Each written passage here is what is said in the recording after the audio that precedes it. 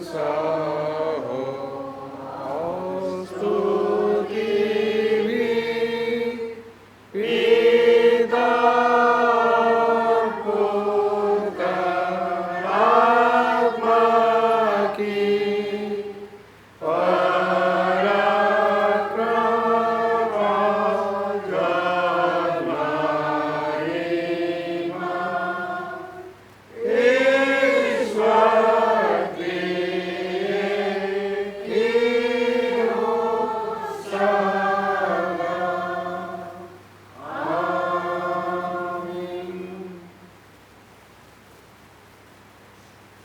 सर्वशक्तिमान परमेश्वर,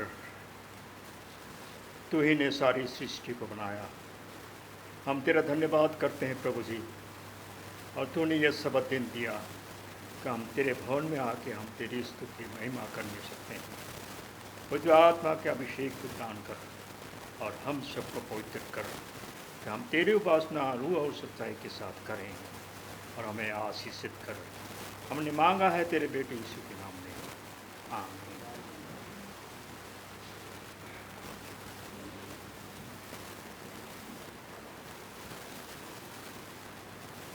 हैप्पी शाबत सबों को। मैं भगील राम जोत मंडली की ओर से आप सबों को इस सभा में, दूसरी सभा में हर दिल से स्वागत करता हूँ। इतने दूर नज़दीक से आए हैं, छोटे बड़े जितने भी, मैं फिर से आप सबों को स्वागत करता हूँ। तो चलिए हम लोग की सभा को शुरू करने के लिए गीत गाएंगे 92 नंबर का, 92। आज का दिन यहोवा ने बनाया है। खोलना हो तो हम लोग सब खड़े होकर इस गीत को गाएंगे।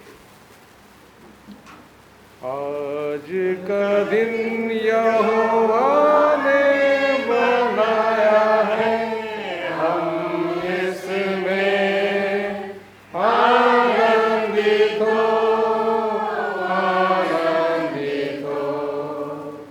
आज का दिन यहोवा ने बनाया है, हम इसमें आनंदित हो, आनंदित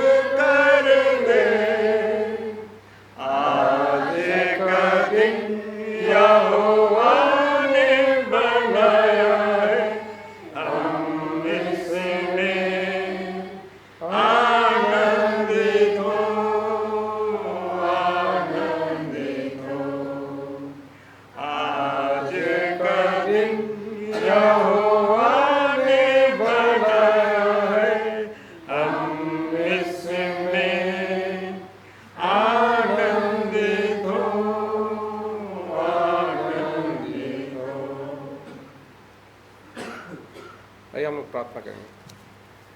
सर्वशक्तिमान ईश्वर पिता, हम तुझे धन्यवाद देते प्रभु सारी आशीषों के लिए, क्योंकि पूरे सप्ताह भर हमारे साथ था और इस सुंदर सावत दिन को देखने के लिए मौका दिया प्रभु। इसलिए फिर से आपको हम धन्यवाद देते प्रभु। इस वक्त हम जो भी यहाँ पर उपस्थित हैं, हम लोग को तो पर्दे को तो आशीष से परिपूर्ण कर। इस समय हम लोग के वक्ता है लकड़ा सर, उनके वचन हम लोग सुनेंगे और मन हृदय में रख सके प्रभु। और यहाँ पर जो भी है दुख तकलीफ में है उनके साथ हो प्रभु, जो कमी घटी है उसे तो पूरा कर। जो कोई नहीं आ सके प्रभु उनके साथ हो, जो कोई दुख तकलीफ में है, बीमार है, उनके साथ हो, ताकि वो लोग फिर से इस सावत दिन को देखने के लिए पाए और इस मंडली में आ सके प्रभु। और प्रार्थना क्या मांगे प्रभु, तो मांगने से पहले सभी को जानता है। छोटी सी प्रार्थना यीशु मसीह के नाम से मांगते हैं, दया करके सुनो, सर्व में ग्रहण कीजिए। आमीन।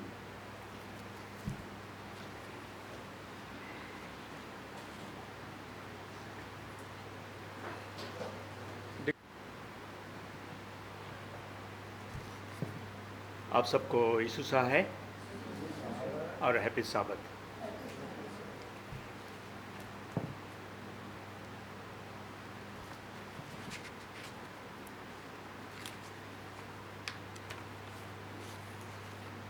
हम लोग प्राय लेट से चर्च आरंभ करते हैं और इस तरह से हम थोड़ा लेट हो जाते हैं। हमें चाहिए कि हम थोड़ा टाइम इसको सही तरीक़ा से इसको रखते हुए बाकी समय हमारे लिए वो सही उपयोग हो सके। आज का जो वचन मैंने तैयार किया है वो आप लोगों के साथ साझा करने जा रहा हूँ। इससे पहले कि मैं हम सब अपने सिरों को झुकाएं, परमेश्वर से धन्यवाद करें कि परमेश्वर हमें वो मन और वो ध्यान अपनी ओर खींचे कि हम परमेश्वर के वचन को सुन सकेंगे। आइए हम दुआ करें। सब शक्तिमान परमेश्वर, तू अद्भुत है, तू प्रेमी है, सारे कायनात के बनाने हारा परमेश्वर। हम चूक जाते हैं, हम भटक जाते हैं, पर तू सच्चा है। हमें बुद्धि दे, हमें ज्ञान दे, हमें समझ दे कि हम तेरे वचन को ठीक ठीक और सही तरह से हम समझें और उसमें बने रहें कि जब तू आएगा प्रभु जी हम तेरे राज में पाए जाएं। और जब इस धरती में रहते हैं तू हमें सहायता कर, मदद कर, अगुवाई कर कि तुझमें बने रहें, तेरी खोज में बने रहें और उन सच्चाइयों और गुण बातों को जाने, समझे, सीखें और मजबूत होते हुए आने वाले समय के हर उस क्लेश और समस्या का, शैतानी हमलों का हम सामना कर सकें। धन्यवाद प्रभु जी इस आशीष के लिए, इस अनुग्रह के लिए और इस शपथ दिन के लिए कि तू हमें प्रेम करता है, हमें संभालता है और हमें हमारे जीवन भर हमारी सहायता कर, मदद कर कि तुझ में हम बने रहें और तेरे आने की बाट जोते हुए स्वर्गराज के लिए तैयार हो सके। हमने यह सब कुछ मांगा है तेरे बेटे यीशु के नाम में, तो सुनो स्वर्गराज में कहेगा।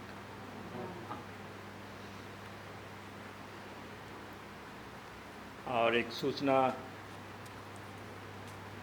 छूट गया था।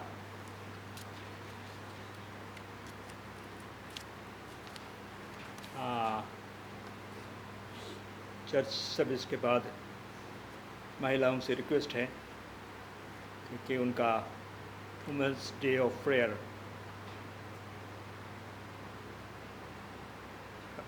है, तो चर्च के बाद महिलाएं, जितनी महिलाएं हैं वो रुक जाएं कुछ समय के लिए कि वो एक साथ मिलकर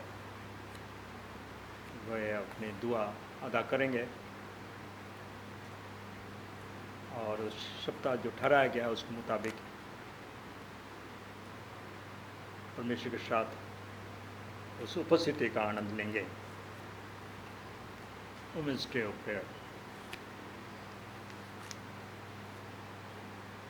जैसा कि शब्द लेशन में हम सीख रहे थे कि पुराने नियम में हमारे पास धर्मशास्त्र है और दो भाग हैं, पुराने नियम और नया नियम।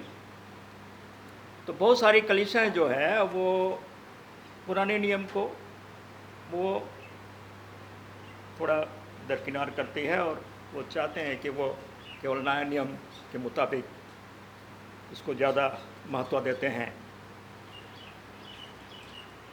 और जैसा हम सीख रहे थे कि पुराने नियम आने वाले समय के लिए वो क्या है, वो छाया है, हर वो प्रतीक है। हर पुराने नियम में जो भी घटनाएं और ये की गई वो लिखी गई हैं, जो दर्शाया गया है, वो नए नियम का वो छाया है जो नए नियम में वो पूरी होती आई है। तो यहाँ एक सुंदर सी कहानी है बाइबल में, और धर्मशास्त्र ये जीवित वचन है। आप कल्पना कीजिए, सुंदर सा राज दरबार है, बहुत महंगे वाला, सोनों और चांदियों का भंडार है, और वो जो राजा बैठा हुआ है वहाँ पे, मंत्री वगैरह बैठे हुए हैं, और जो भी न्याय और जो भी समस्या आती हैं उस दरबार में वो उसका फैसला होता है। और राजा जो बैठा है वो बहुत ही बुद्धिमान है, ना उसके लिए परमेश्वर ने कहा, ना वो पहले उसके जैसा था और ना होगा। आप सबको पता लग गया, समझ में आ गई कौन सी राजा, और वो राजा था राजा, आवाज आएगी, राजा सोलोमन, किंग सोलोमन, राजा सुलेमान, वो दरबार में बैठे हुए मंत्री में। और यहाँ बाइबल में एक बहुत सुंदर कहानी दिया हुआ है।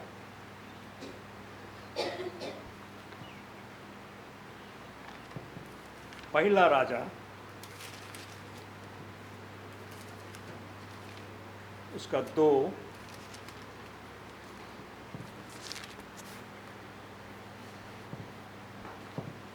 और पहला राजा 3।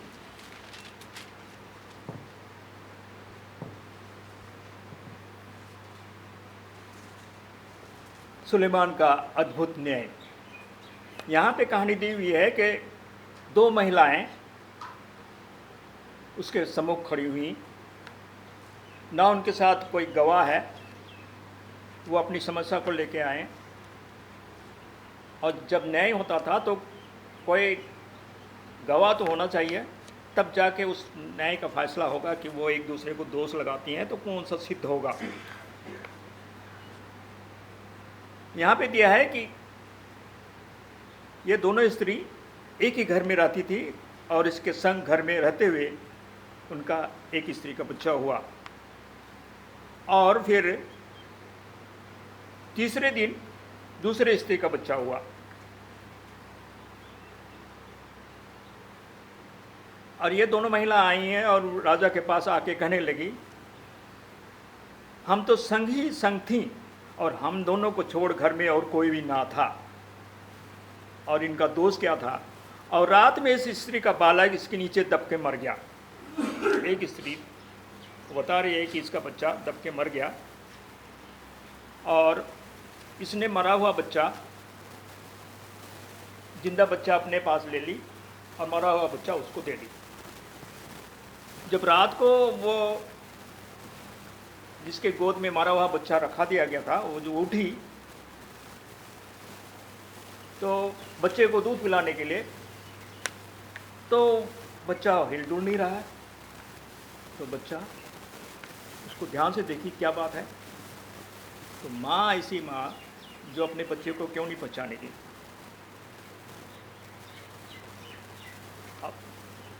तो फिर बोले कि वो बच्चा तो मेरा है और ये बच्चा मेरा है। और ये दोनों आपस में,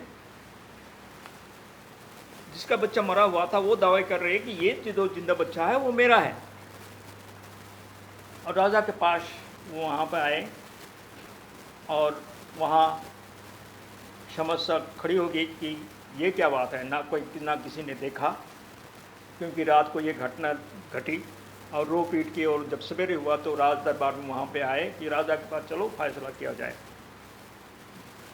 ये बच्चा किसका है।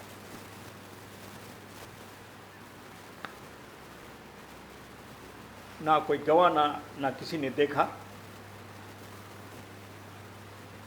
और जब दो दवेदार वहाँ पे सामने हो गए, जिंदा बच्चा किसका है, तो सच्चाई कैसे पता लग सकता है। राजा सुलेमान को परमेश्वर ने से कहा था, मांग तू क्या चाहता है, और परमेश्वर ने उसे वादा किया। और राजा सुलेमान ने उसे मांगा था कि मुझे इतनी बड़ी प्रजा है, उसको मैं कैसे चलाऊं। उसने बुद्धि और विवेक भरा हुआ मन मांगा। परमेश्वर उसके मांग से बहुत खुश हुआ, और उसने परमेश्वर ने राजा सुलेमान को वो बुद्धि दी, और उसके साथ साथ उसको धन और महिमा और गौरव सब कुछ दिया। और राजा सुलेमान के लिए परमेश्वर का वादा था, और उसने कहा कि ना पहले कभी होगा और ना पहले इस तरह से राजा होगा। और कहते हैं कि राजा सुलेमान के ज़माने में चांदी जो था पत्थर की तरह थे, जहाँ तहाँ बिखरे पड़े थे, जैसे पत्थर हमारे यहाँ पड़े रहते हैं, इतना धनी था वो। और उसी ने राजा दाऊद ने जब मंदिर बनाने की बात सोचा था, तो तू नहीं बना सकता है, तेरा बेटा बनाएगा। और राजा सुलेमान ने वो यरूशलेम मंदिर को बनवाया था। ये राजा सुलेमान वो विवेक से भरा हुआ था, परमेश्वर की बुद्धि से भरपूर, जब यहाँ देखा तब यह क्या किया जाए, ना कोई गवाह है, कैसे फैसला करेगा, सच्चाई को कैसे पता लगेगा। तो राजा सुलेमान ने कहा, तलवार ले आओ। तलवार लाया गया। राजा सुलेमान बोला, इस बच्चे को 2 टुकड़े कर दिया जाए, एक बच्चा इसका और एक बच्चा इसका। बच्चा तो एक है, जो दूसरा बच्चा तो मरा हुआ था।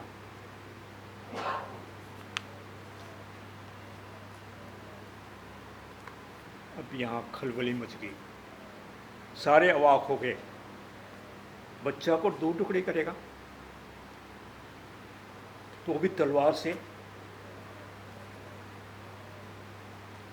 जो असली माँ थी उसके दिल में खलबली मच गई। इसका वो अपना प्राण था, उसकी अपनी जान थी।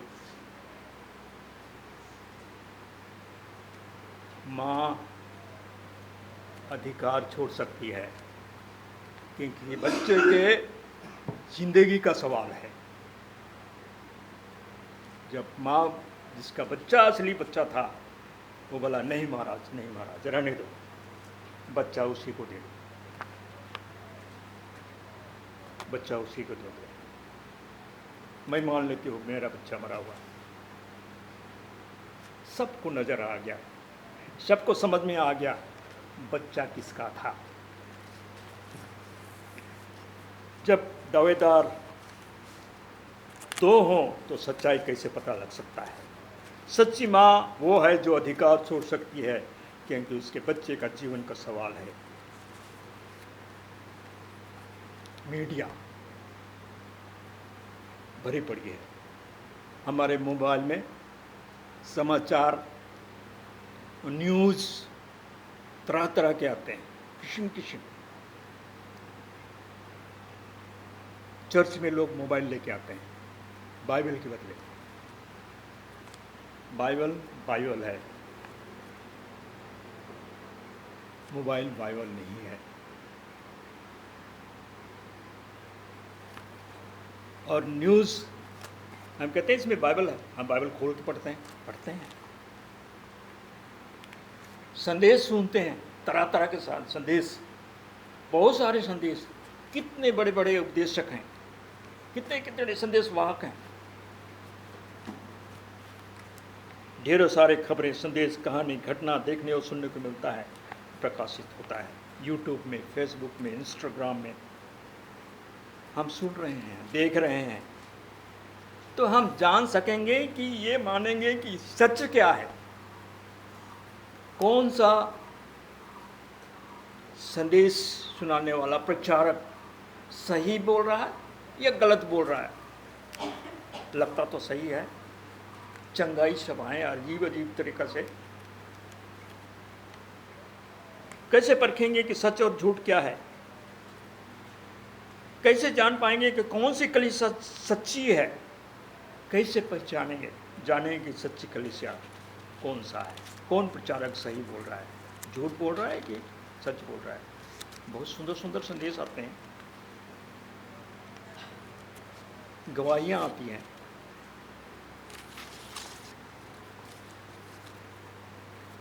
चर्च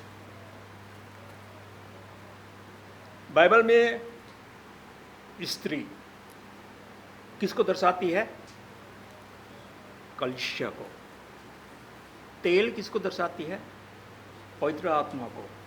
हवा किसको दर्शाती है? आंधी किसको दर्शाती है?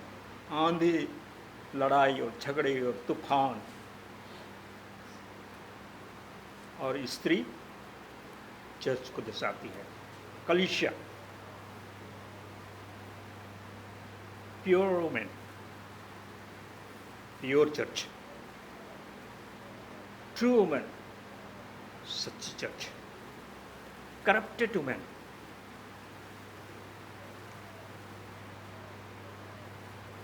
भटकी हुई कलीसिया। तो हम भटकी हुई कलीसिया और सच्ची कलीसिया को कैसे जान पाएंगे? कौन सी कलीसिया सच्ची कलीसिया है? ये एंड टाइम में कौन सी कलीसिया सच्ची कलीसिया है? बकिया कलीसिया किसको कहते हैं? उसकी शिक्षा क्या है? यहाँ पे दावेदार कितने थे? 2 दावेदार, 2 स्त्री। जिंदा बच्चा किसका था?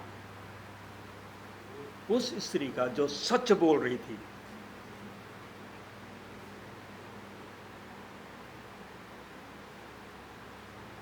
हम शब्द लेसन में सीख रहे थे, परंपरागत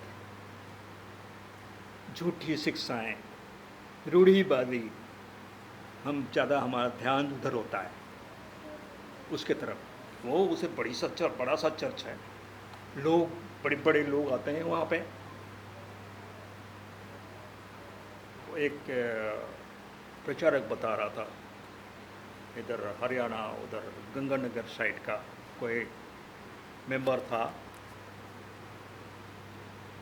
अच्छा भला वो आ रहा था। कुछ समय के बाद नहीं आने लगा वहाँ पे। तो क्या बात था? तो कुछ समय के बाद ऐसा था कि उसका बिजनेस बढ़ गया, तो उसके यहाँ धन दौलत बढ़ गया, अच्छी बिल्डिंग हो गई, मकान सुंदर सा हो गया उसका, गाड़ी भी ले लिया। तो उस चर्च में लोग साइकिलों से, मोटरसाइकिल से ऐसे आते थे, लेकिन कार वाला कोई नहीं था। तो वो कार वाला बड़े चर्च में चला जाने लगा। तो पास्टर ने उनसे मिलने गया, तो बोले क्या बात है, क्यों ऐसा? बोले नहीं, वहाँ पे तो ऐसे ऐसे लोग आते हैं, तो जहाँ पे लोग थोड़ा स्टैंडर्ड वाले आते हैं, पढ़े लिखे लोग आते हैं, तो वहाँ पे जाने लगा। तो हमारी सोच शिक्षा पे नहीं, मगर उस परंपरागत, उस रूप और रौनक और उस पे ध्यान ज़्यादा जाता है। पर सच्ची कलीसिया कौन है? राजा सुलेमान में क्रूर नहीं था, वो तलवार से काटने के लिए नहीं, मगर वो परमेश्वर राजा सुलेमान ने उनकी क्या की? परीक्षा ली कि तलवार ले आओ और इस बच्चे को 2 टुकड़े कर दो। हमारे पास क्या है? हम मसीहों के पास क्या है? तलवार है। आपके पास तलवार है? आप तलवार लेके आते हैं चर्च में?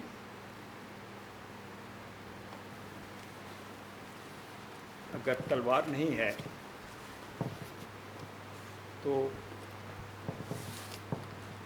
शैतान हर समय ये मौका देखता है, उसको हमला करेगा और फाड़ खाएगा। ये तलवार परमेश्वर का वचन है। हम इसको कैसे प्रूव करें कि ये तलवार, ये बाइबल हमारा तलवार है। इब्रानियों की किताब उसका 4 अध्याय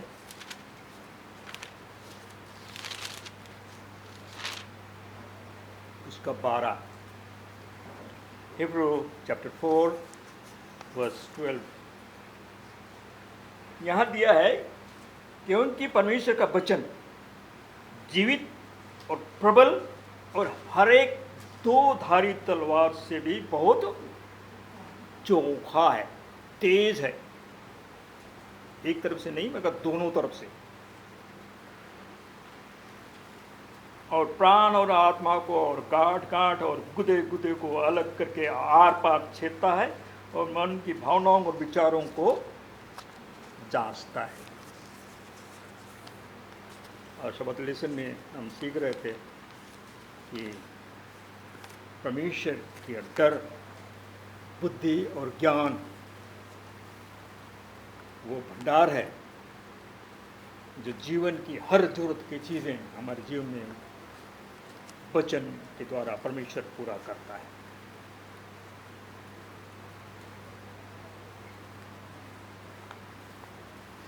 बहुत बड़ी बड़ी चर्च हैं, अच्छे चर्चेस हैं, अच्छे पिक्चर हैं। अब यहाँ सवाल है, कौन सा चर्च परमेश्वर के वचन के कसौटी पर उतरती है? बाइबल में शुद्ध स्त्री किसको दिखाती है? सच्ची कलीसिया वो है जो परमेश्वर के वचन की कसौटी पर उतरती है, यूं कहें ठीक ठीक सही तरीके से मेल खाती है। कौन सी कलीसिया सच है? हम खोलेंगे प्रकाशित वाक्य 12,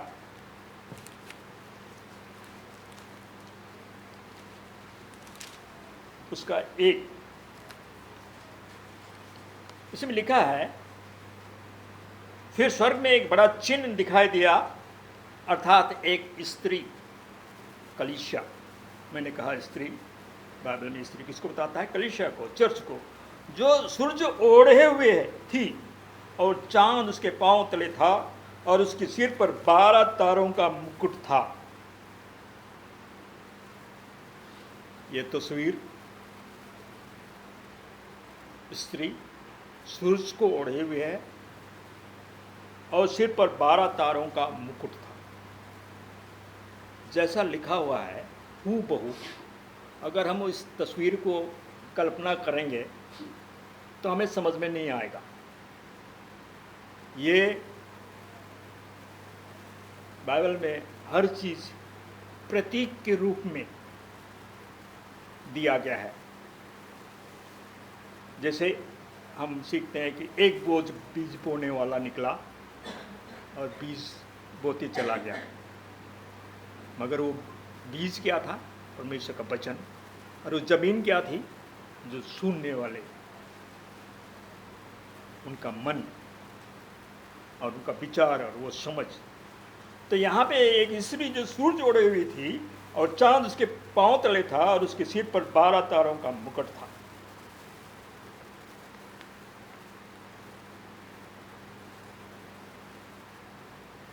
अब ये जो स्त्री तो हमने समझ में आ गया कि ये स्त्री तो कलीसिया है। तो सूरज ओढ़े हुई थी, ये सूरज क्या है? हम खोलेंगे भजन संहिता किताब, भजन संहिता किताब 84 भजन संहिता 84 84।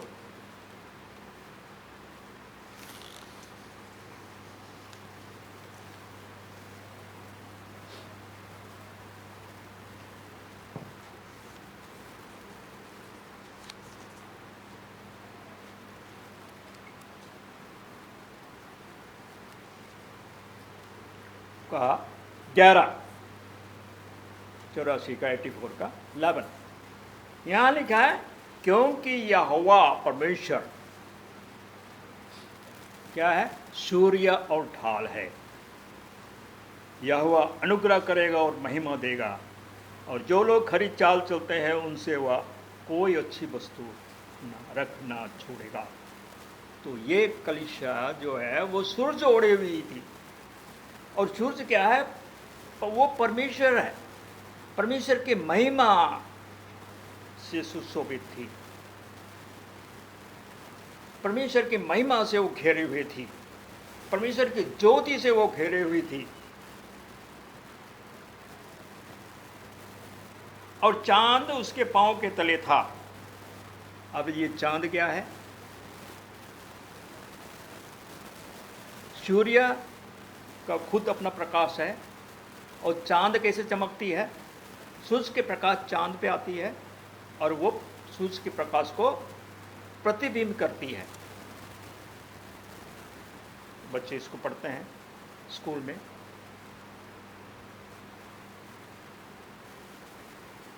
क्योंकि यहोवा परमेश्वर सूर्य और ढाल है, और यहोवा का अनुग्रह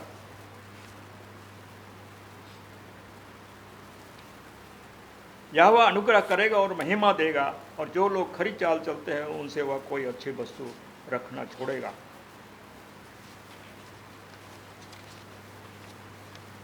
आत्मिक सच्चाई परमेश्वर की महिमा से ढकी हुई है, और चांद स्वयं की रोशनी नहीं पर सूरज की रोशनी को प्रतिबिंबित करती है। पुराने नियम में लोग क्या करते थे? बलि चढ़ाया करते थे मेमने का। जिस किसी ने भी वो महसूस किया कि मैंने गुनाह की है, तो वो प्रायश्चित करता था, तो मेमने को लाके वो बलिदान करता था। मेमने का लोह पाप क्षमा नहीं करता था, और वो मेमने के लहू बलिदान के द्वारा वो प्रायश्चित किया करता था। और वो किसको दर्शाता था? यीशु मसीह को, जो आने वाली वस्तु, आने वाले घटित होने थी। और यूहन्ना ने गवाही दिया था कि देखो परमेश्वर का मेमना जगत के पाप को उठा ले जाता है।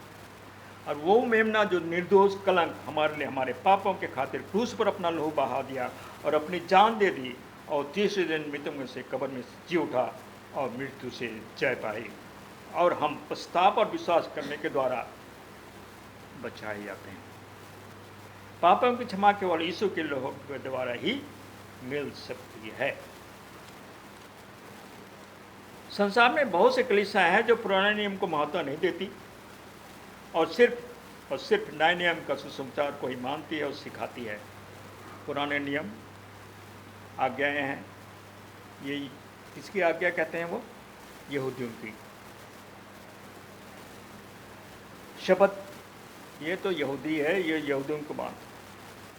बल्कि जब सृष्टि हुई, परमेश्वर ने जब सृष्टि किया और 7वें दिन परमेश्वर ने उस दिन को आशीष दी और पवित्र ठहराया, विश्राम किया, और उसका नाम सबत दिया। तब तो कोई यहूदी नहीं था, तब तो इस्राएलियों का कोई नामो निशान नहीं था। काफ़ी सालों के बाद जब सिनाई पर्वत में इस्राएलियों को गुलामी से लौट के लेके आया सिनाई पर्वत में साथ, फिर उसने चौथी आज्ञा के बारे उसने दिया कि याद रख, क्योंकि ये सब ने परमेश्वर की उपासना करने वाले थे, वो सारे भूल गए थे, और इस तरह से परमेश्वर की उपासना करना चाहिए वो ऐसा नहीं कर पा रहे थे। इसलिए उनको कहा याद रख। आज हमारे लिए भी वो लागू होता है कि याद रखें। और 10वीं आज्ञा के बारे लिखा है कि वो परमेश्वर ने अपने हाथों से लिखा था।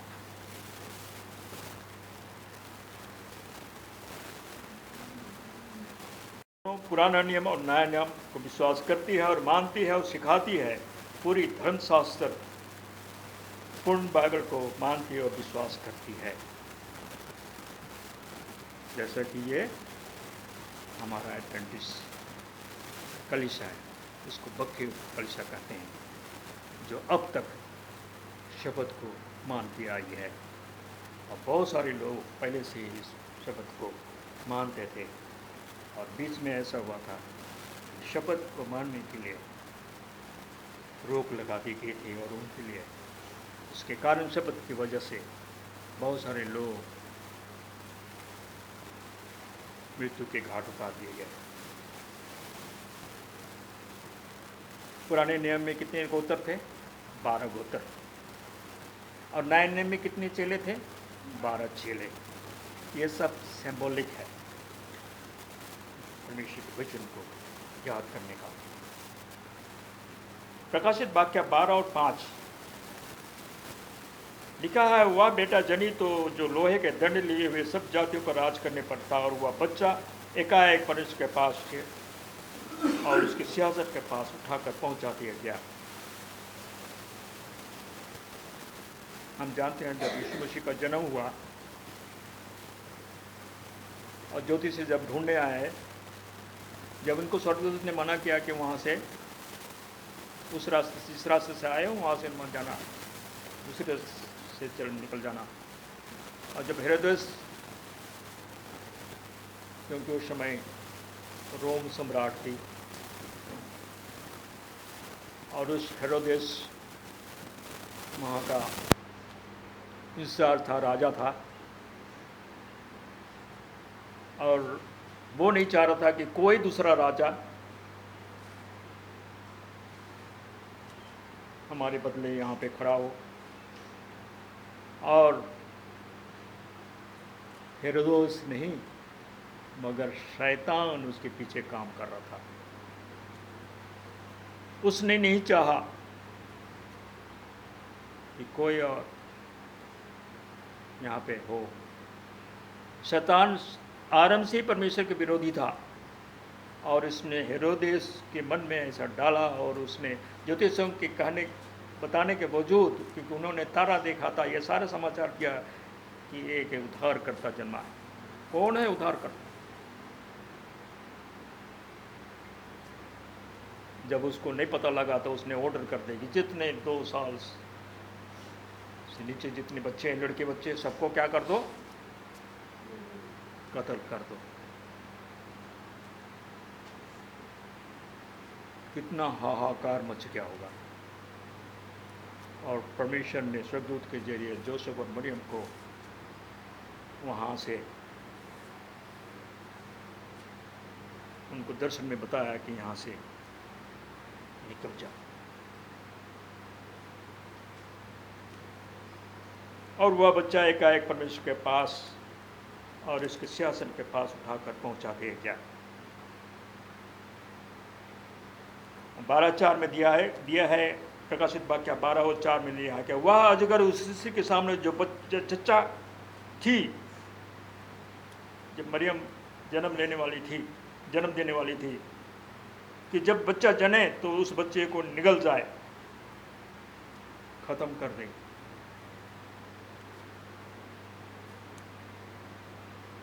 बारह 9 में लिखा है, 12:9 में प्रकाशित वाक्य, तब वह बड़ा अजगर अर्थात वही पुराना सांप जो इब्लिस और शैतान कहलाता है, जिसने आदम और हवा को बरगलाया था,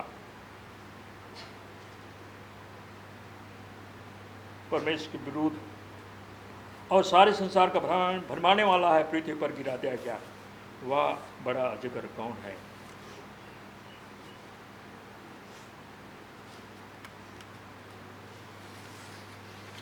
वही इब्लिस, शैतान काम कर रहा था।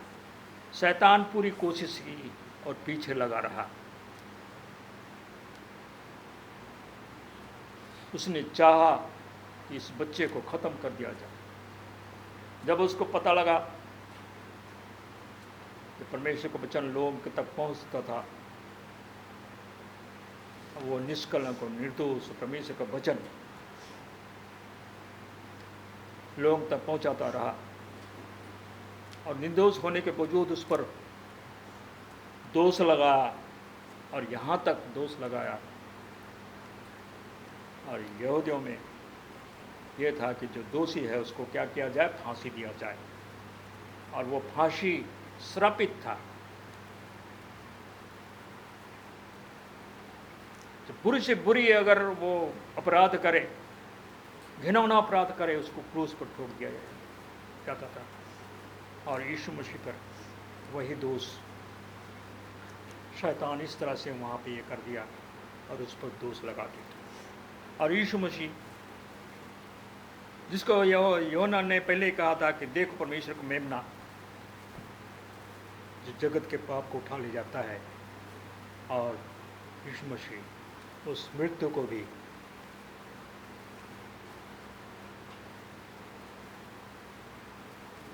अपनाने को तैयार हो गया हमारे खातिर, हमारे पापों के खातिर।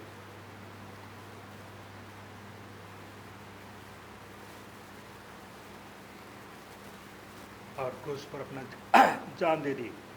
वो मर गया, कब्र में रखा गया, पाताल में उतरा, और शैतान की अंतिम हथकंडा जो मृत्यु भी उसको रोक न सका। और तीसरे दिन भविष्यवाणी जैसे की गई थी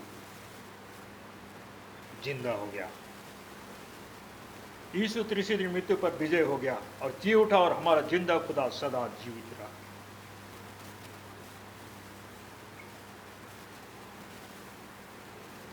प्रकाशित वाक्य 12 उसका 12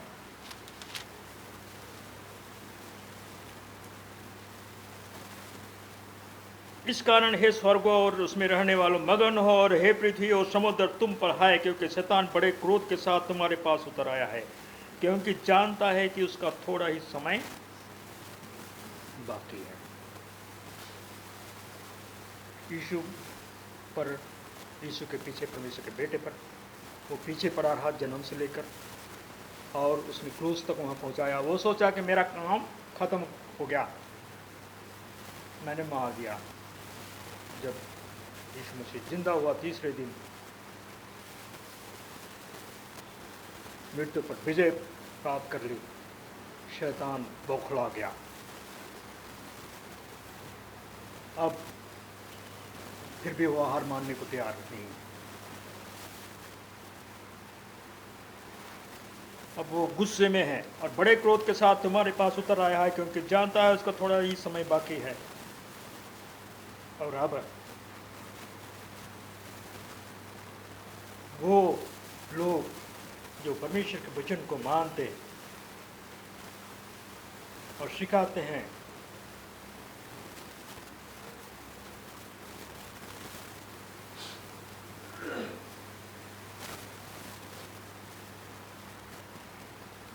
शैतान उनके पीछे है।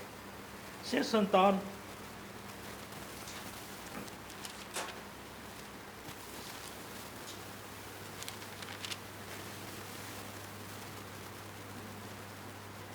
तब 17 में लिखा है कि तब अजगर वो इब्लीस, वो शैतान उस स्त्री पर क्रोधित हुआ, उस कलीसिया पर, उस सच्ची कलीसिया पर जो बाइबल के कसौटी पर उतरती है, परमेश्वर के आज्ञाओं को मानते और यीशु की गवाही देने पर स्थिर हैं। लड़ने को गया और वह समुद्र के बालू पर जा खड़ा हुआ। और समुद्र के बालू क्या है? लोग।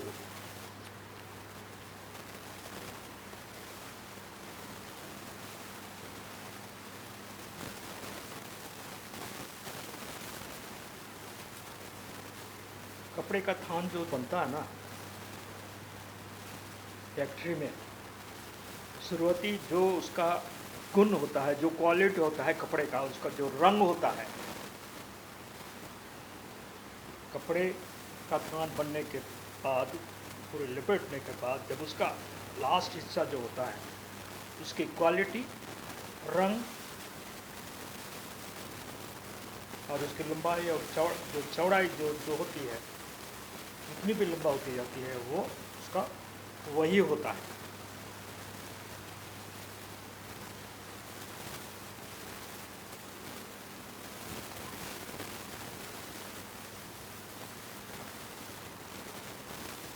बाइबल में यीशु मसीह ने, परमेश्वर ने जो आज्ञा दी, इन कलीसियाएं, सच्ची कलीसिया और झूठी कलीसिया में, इसका अंतर हम कैसे पाएंगे? जो बाइबल की कसौटी पर आधारित है। दूसरी आज्ञा और चौथी आज्ञा पर। दूसरी आज्ञा प्रकाश निर्गमन की किताब 20 उसका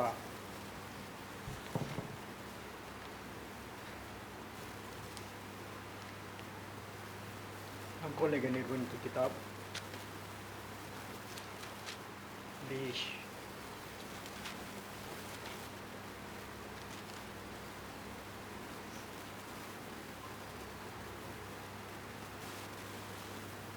चौथा में यहाँ लिखा है, तू अपने लिए कोई मूर्ति खोद कर ना बनाना। तू अपने लिए कोई मूर्ति खोद कर ना बनाना, ना किसी की प्रतिमा बनाना जो आकाश में या पृथ्वी पर या पृथ्वी के जल में है।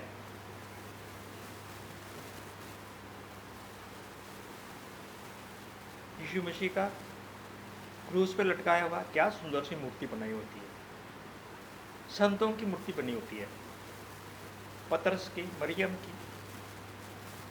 यहाँ अब हमारे हाथी गिसा का उधर से पीछे तरफ से, उधर से होकर मैदान से होकर जो स्कूल का ग्राउंड है ना, उधर से होकर जब आएंगे ना तो उस साइड में कोने में छोटा सा बना हुआ है मूर्ति, और मंदिर की मूर्ति मरियम की मूर्ति है, और उसको घेर दिया है और प्लेटफॉर्म सा है।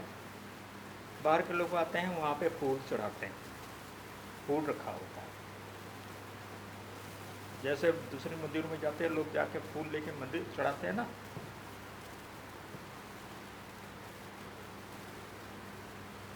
बाइबल कहते हैं तू अपने लिए कोई मूर्ति खोद कर ना बनाना, ना किसी की प्रतिमा बनाना जो आकाश में या पृथ्वी पर या पृथ्वी के जल में है। तू उनको दंडवत न करना। अगर वो फूल चढ़ाते हैं, कैंडल चढ़ाते हैं, तो क्या करते हैं, वो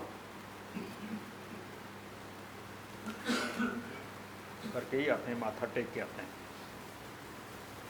ना उनकी उपासना करना, क्योंकि मैं तेरा परमेश्वर यहोवा जलन रखने वाला परमेश्वर हूँ, और जो मुझसे पैर रखते हैं उनके बेटों, पोतों और परपोतों को भी पितरों का दंड दिया करता हूँ।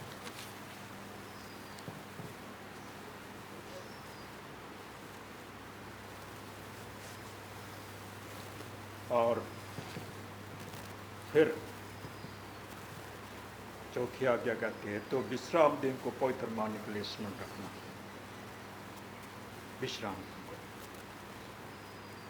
परमेश्वर ने 7वें दिन विश्राम किया, उस दिन को आशीष दी, पवित्र ठहराया।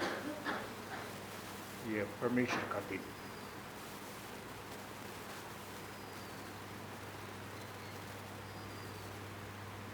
मैं पूरा पढ़ देना चाहता हूँ। 6 दिन तो परमेश्वर के परिश्रम करके सब काम काज करना, परंतु 7वां दिन तेरे परमेश्वर यहोवा के लिए विश्राम दिन है। तेरे परमेश्वर यहोवा के लिए विश्राम दिन है। उसमें ना तो तू किसी भांति का काम काज करना, और ना तेरा बेटा, ना तेरी बेटी, ना तेरा दास, ना तेरी दासी, ना तेरे पशु, ना कोई परदेशी जो तेरे फाटकों के भीतर हो। क्योंकि 6 दिन में यहोवा ने आकाश और पृथ्वी और समुद्र और जो कुछ उसमें है, उनमें है, सबको बनाया, और 7वें दिन विश्राम किया। इस कारण यहोवा ने विश्राम दिन को आशीष दी। इस कारण यहोवा ने विश्राम दिन को आशीष दी और उसको पवित्र ठहराया। परमेश्वर का दिन वो पवित्र ठहराया। हम उसी इसकी उपासना, कौन सी कलीसिया परमेश्वर के दिन की उपासना करती है? परमेश्वर के आज्ञाओं के साथ क्या मैच करती है? मैच करती है या नहीं? सुलेमान कठोरता से नहीं और गवाहों से नहीं, पर प्रेम से न्याय किया। प्रेम से, क्योंकि परमेश्वर प्रेम है। परमेश्वर ने जगत से ऐसा प्रेम किया कि उसने अपना एक लौता पुत्र दूध दे दिया, कि जो कोई इस पर विश्वास करे नाश ना होए परंतु अनंत जीवन पाए।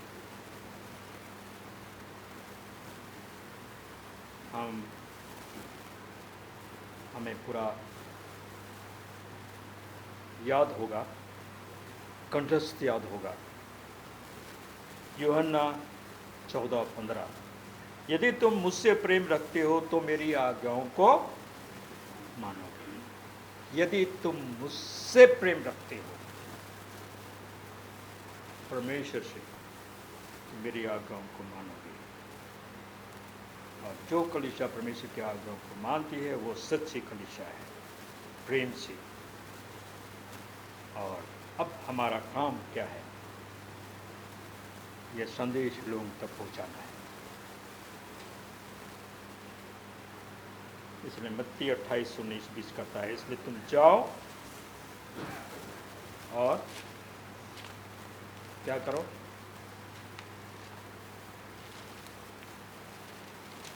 सेंटेंस पूरा कीजिए।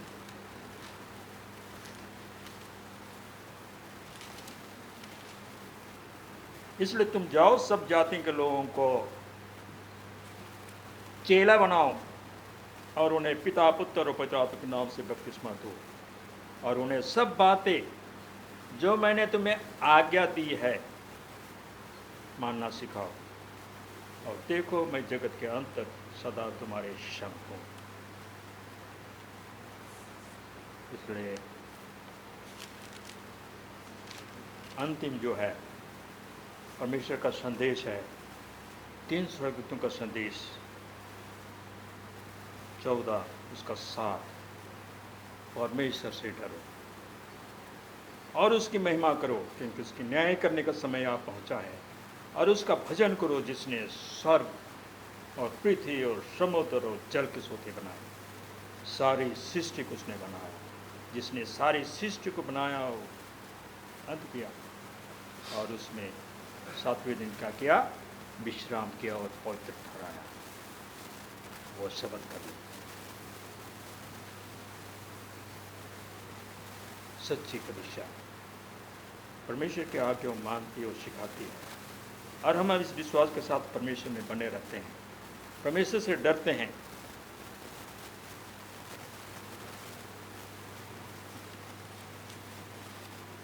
जीव, जैसा कि हमने सीखा, दृढ़ रहना, स्थिर रहना और परमेश्वर से बने रहना हमें जरूरत है। अच्छी शिक्षा की जरूरत है।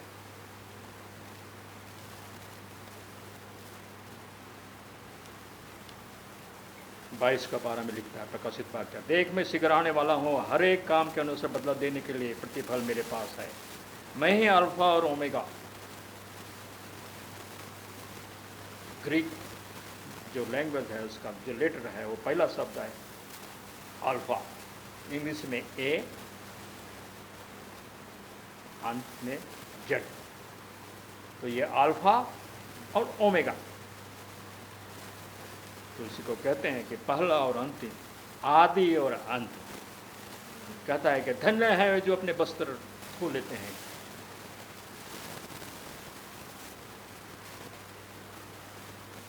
इंग्लिश बाइबल में दिया लेता है, इंग्लिश का बाइबल जो है जेम्स, उसमें दिया है कि blessed are they that do his commandment.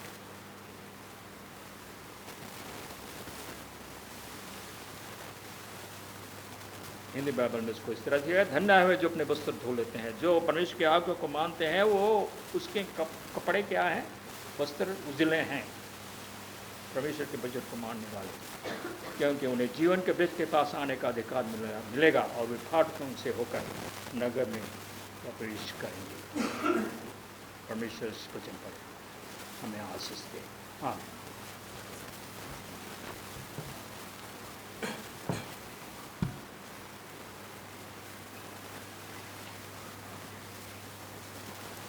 मैं लकड़ा सर को इस सुंदर वचन के लिए धन्यवाद देता हूँ। आइए हम इस सभा को अंत करने के लिए गीत गाएंगे 24 नंबर का। बोलना हो तो हम सब खड़े होकर गीत गाएंगे। आ देना करके यीशु के पास।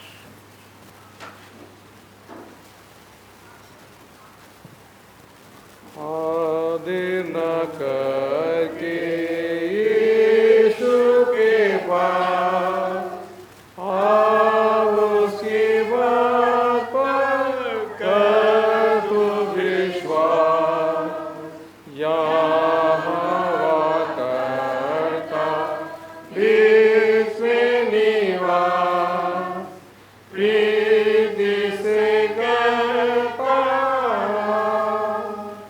खुशी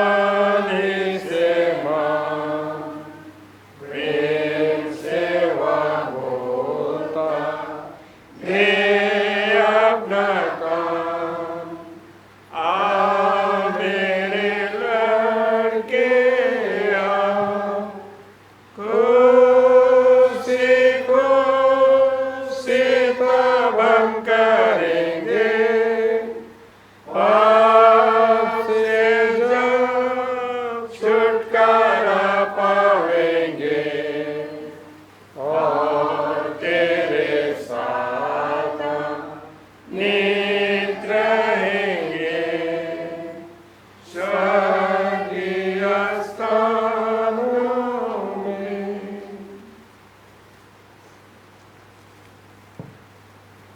आइए हम प्रार्थना करें। परमेश्वर पिता सर्वशक्तिमान, तू प्रेमी है, हमें बुद्धि और समझ और वो आत्मा और विवेक दे कि हम तुझ में बने रहें, कि तू हमें प्रेम करता है और जब हम तुझसे प्रेम करते हैं प्रभु जी हमें वो समझ और बुद्धि दे कि तेरी आज्ञाओं को माने, कि हम आशीषित हों। दुनिया में हर उस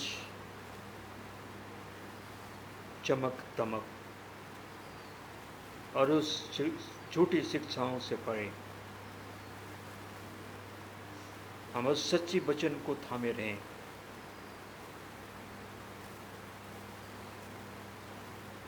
जिसमें उद्धार और जीवन है, कि जब तू आएगा प्रभु जी हम तेरे राज में पाए जाएं। जब तक इस धरती में हैं हमारे साथ हो, हर आशीष से तू ही देता है, हमें शक्ति सामर्थ्य जीवन धन दौलत संपत्ति सब कुछ तू ही देता है। तू नहीं चाहता है कि हम नाश हो जाएं, पर हम तेरे वचन में बने रहें और हमें सुरक्षित रख, क्योंकि शैतान हर घड़ी हर पल गरजने वाले सिंह की नाई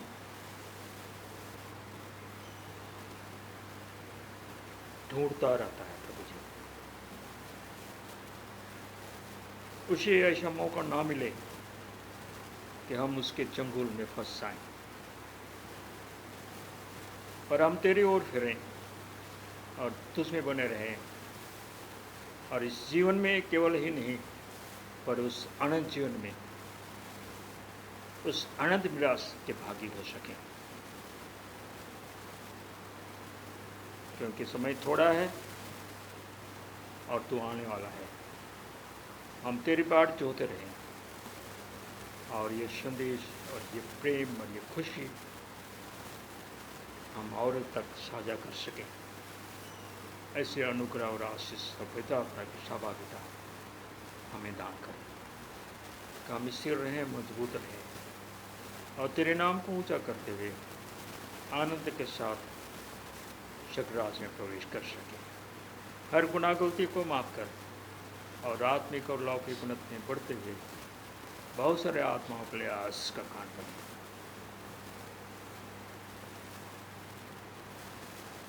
हर उस शख्स के लिए दुआ करते हैं जो जानते हुए भी अपने आप को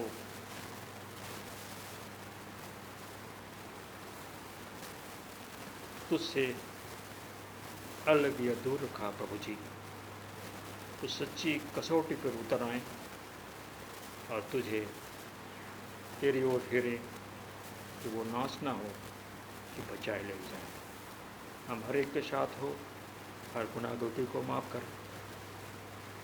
हम जैसे भी हैं तो हम सबको संभाल रखें। तमाम आशीषों के लिए, इस अनुग्रह के लिए कि तेरे भवन में आ सकते हैं और उपासना करते सकते हैं और तेरे वचन को सुन सकते हैं। प्रभु जी हर एक को संभाले रख। हमने जब तक इस धरती में है तो उसे बने रहें और तेरे नाम को ऊंचा करते हुए सदा आनंदित रहें। हमने ये सब कुछ मांगा है तेरे बेटे यीशु के नाम में, जो सुनो सब आमीन।